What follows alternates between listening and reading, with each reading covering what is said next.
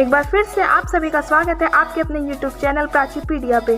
तो आज हम लोग मेनिंजाइटिस की पैथोफिजियोलॉजी को डिस्कस करेंगे।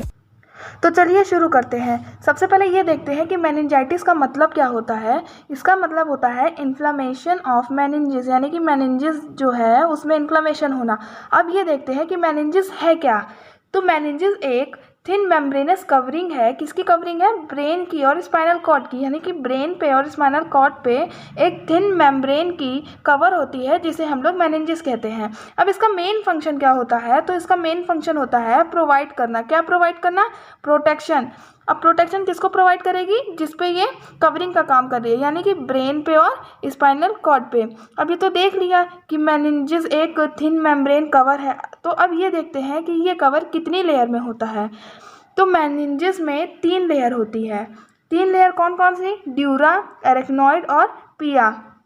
एरेक्नॉइड और पिया को हम लोग लेप्टोमेनिंजिस भी कहते हैं। नेक्स्ट पॉइंट में लिखा है कि ये एरेक्नॉइड और जो पिया है इसके बीच में एक स्पेस होता है। पिया और एरेक्नॉइड ये है, समझ लीजिए, ये एरेक्नॉइड है और ये पिया है। तो इन दोनों के बीच में एक स्पेस है। इस स्पेस को हम लोग क्या कहेंगे? सब एरेक्नॉइड स्पेस कहेंगे। अब ये जो स्पेस है ये खाली नहीं रहेगा, इसमें कुछ फिल होगा। क्या फिल होगा? सेरिब्रोस्पाइनल फ्लूइड, यानी कि ये एक तरह का फ्लूइड है जो जिसका नाम है सेरिब्रोस्पाइनल फ्लूइड। ये सब एरेक्नॉइड स्पेस जो था किसके बीच? एरेक्नॉइड और पिया के बीच। इन दोनों के बीच का जो स्पेस था ये इससे भरा होगा। ठीक है। अब हम लोग ने ये देख लिया कि मेनिंजिस होता क्या है और ये कितनी लेयर का होता है। तो हम लोग इसे एक बार डायग्राम के थ्रू देख लेते हैं कि ये पाया कहाँ जाता है और ये होता कैसा है, दिखता कैसा है। तो ये ह्यूमन बीइंग का स्ट्रक्चर है और इसको जब हम लोग जूम करते हैं तो हम लोग साफ साफ देख सकते हैं कि ये ब्रेन है। ब्रेन के ऊपर एक कवर है 3 लेयर का। सबसे नीचे कौन सी है? पिया मैटर है। मिडिल में कौन सा? एरेक्नॉइड है। और सबसे ऊपर सुपरफिशियल लेयर कौन सी है? ड्यूरा मैटर की लेयर है। फिर उसके ऊपर स्कल आता है। ठीक है। अब हम लोग ने ये पढ़ा था कि एरेक्नॉइड और पिया के बीच में एक स्पेस होता है जिसे हम लोग क्या कहते हैं? सब एरेक्नॉइड स्पेस, यानी कि इन दोनों के बीच में एक स्पेस होगा। ठीक है। वो स्पेस खाली नहीं होता है। वो स्पेस किससे भरा होता है? सेरिब्रोस्पाइनल फ्लूइड, यानी कि CSF से ये फिल होता है। अब हम लोग ने ये देख लिया कि मेनिंजिस होता क्या है, वो दिखता कैसा है। तो अब हम लोग ये देखते हैं कि मेनिंजाइटिस आखिर है क्या। इस पॉइंट में लिखा है कि meningitis can occur when fluid surrounding the meninges become infected, यानी कि मेनिंजाइटिस तब होता है जब मेनिंजिस के सराउंडिंग जो फ्लूइड है वो इन्फेक्टेड हो जाता है। ठीक है। तो अब ये तो पता चल गया कि मेनिंजाइटिस क्या है। अब इसके कॉजेटिव एजेंट्स देखते हैं कि इन्फेक्टेड होता कैसे है। तो नेक्स्ट पॉइंट में लिखा है meningitis is caused by viral और bacterial infections and also fungi, यानी कि मेनिंजिस कॉज होता है किससे? वायरल या बैक्टीरियल इन्फेक्शन से, और फंगी से भी हो सकता है। और इसके अदर फैक्टर क्या हो सकते हैं? Bleeding into meninges, chemical agents या कैंसर। नेक्स्ट पॉइंट में लिखा है bacterial meningitis is most serious and difficult to treat, यानी कि हम लोग ने पहले जो पढ़ा था वायरल और बैक्टीरियल मेनिंजाइटिस, उन दोनों में से बैक्टीरियल मेनिंजाइटिस मोस्ट सीरियस होता है और डिफ़िकल्ट होता है ट्रीट करने के लिए। अब हम लोग इसके टाइप की बात करते हैं। हम लोग ने 2 चीज़ कॉमन पढ़ी थी कि वायरल है और बैक्टीरियल मेनिंजाइटिस है। तो इसके अंदर के सब टाइप को हम लोग एक बार डिस्कस करते हैं। तो सबसे पहले हम लोग वायरल मेनिंजाइटिस को देखते हैं। तो इसके अंदर फर्स्ट कौन सा आता है? Coxsackie virus A and B। फिर सेकंड है echo viruses, West Nile viruses, mumps, HIV, measles और हर्पीज़ वायरस। अब बैक्टीरियल मेनिंजाइटिस के अंदर देखते हैं कौन कौन से सब टाइप आते हैं। तो पहला है स्ट्रेप्टोकोकस निमोनिया, दूसरा है नाइजीरिया मेनिंजाइटिस, तीसरा है हीमोफिलस इन्फ्लुएंजा और चौथा है लिस्टेरिया मोनोसाइटोजीन्स। अब ये तो था टाइप। अब इसके सिम्टम और साइन की बात करते हैं। तो इसको भी हम लोग इसके टाइप के अकॉर्डिंग देखते हैं। तो सबसे पहले हम लोग वायरल मेनिंजाइटिस के साइन और सिम्टम्स को देखते हैं। तो इसमें आते हैं decrease appetite, sleepiness, lethargy, nausea, sensitivity to bright light, seizure और स्टिफ नेक। अब हम लोग बैक्टीरियल मेनिंजाइटिस के साइन और सिम्टम्स को देखते हैं। तो इसमें आते हैं altered mental status, nausea, vomiting, headache, sensitivity to light, fever and stiff neck. इसके बाद हम लोग पैथोजेनेसिस की बात करते हैं कि ये होता कैसे है। तो हम लोगों ने सबसे पहले देखा था कि ब्रेन में लेयर्स होती हैं, ठीक है, उसमें क्या होता है, सेरेब्रोस्पाइनल फ्लूइड भरा होता है, स्पेस जो होती है उनके बीच की, तो वो अगर इन्फेक्ट हो जाता है तभी इन्फ्लामेशन कॉज होता है और फिर मेनिंजाइटिस कहा जाएगा। तो CNS की सबसे पहले बात करते हैं। CNS सेंट्रल नर्वस सिस्टम, ये सेपरेट होता है किससे, ब्लड स्ट्रीम से, ब्लड स्ट्रीम से ये सेपरेट होता है।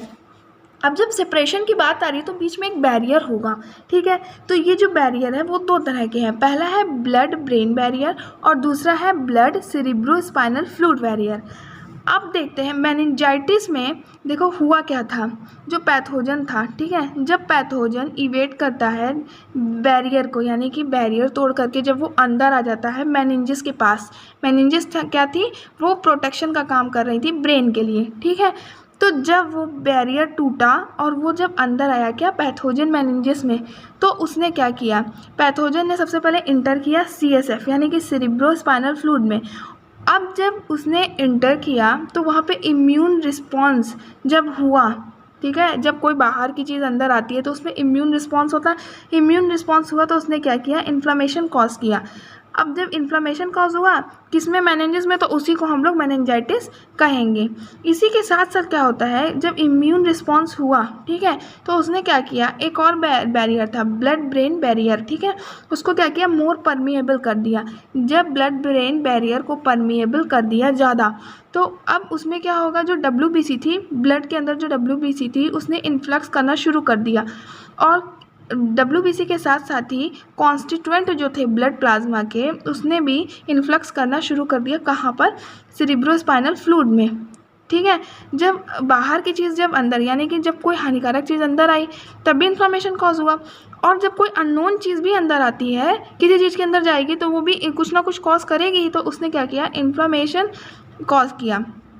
इन्फ्लामेशन के साथ साथ ही अब देखो बाहर, अंदर कुछ कम था, बाहर कुछ ज़्यादा था, जब वो अंदर आएगा तो अंदर का जो वॉल्यूम है वो भी तो बढ़ेगा ना, तो उसने क्या किया, इंक्रीज़ किया वॉल्यूम को और विस्कोसिटी को, किसके, सेरेब्रोस्पाइनल फ्लूइड के, क्या क्या किया, वॉल्यूम को इंक्रीज़ किया और विस्कोसिटी को इंक्रीज़ किया।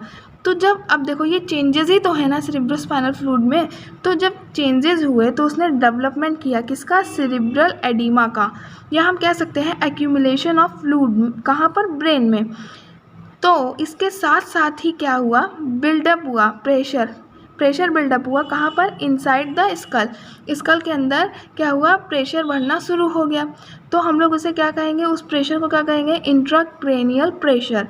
और इस प्रेशर ने क्या किया, डिस्टर्ब किया सेरिब्रल ब्लड फ्लो को, किसको, सेरिब्रल ब्लड फ्लो को, और जिसका रिजल्ट क्या हुआ, डैमेज टू ब्रेन टिश्यू, उसका रिजल्ट क्या हुआ, डैमेज टू ब्रेन टिश्यू, यानी कि ब्रेन टिश्यू को डैमेज कर दिया। अब ये तो था पैथोजेनेसिस, आई होप आपको समझ में आ गया होगा। अब इसके आगे हम लोग बढ़ते हैं और डायग्नोसिस की बात करते हैं। तो डायग्नोसिस में हम लोग कैसे कैसे इसको डायग्नोस कर सकते हैं, फिजिकल एग्जामिनेशन से, लिम्बर पंचर टेस्ट यानी कि स्पाइनल टैप टेस्ट से, blood culture, complete blood count, chest x ray और CT स्कैन के द्वारा हम लोग इसको डायग्नोस कर सकते हैं। अब इसके ट्रीटमेंट की बात करते हैं तो हम लोग क्या क्या मेडिसिन में क्या लेंगे, एंटीबायोटिक या कॉर्टिकोस्टेरॉइड और एक थेरेपी, ऑक्सीजन थेरेपी से इसको ट्रीट कर सकते हैं। अब इसके प्रिवेंशन की बात करते हैं, जैसे कि maintaining a healthy lifestyle, not smoking, avoid contact with sick people और वैक्सीनेशन। मिलते हैं नेक्स्ट वीडियो में एक नए टॉपिक के साथ, तब तक के लिए मेरे चैनल को सब्सक्राइब कीजिए, लाइक कीजिए, कमेंट कीजिए और अपने दोस्तों में शेयर कीजिए। Thank you.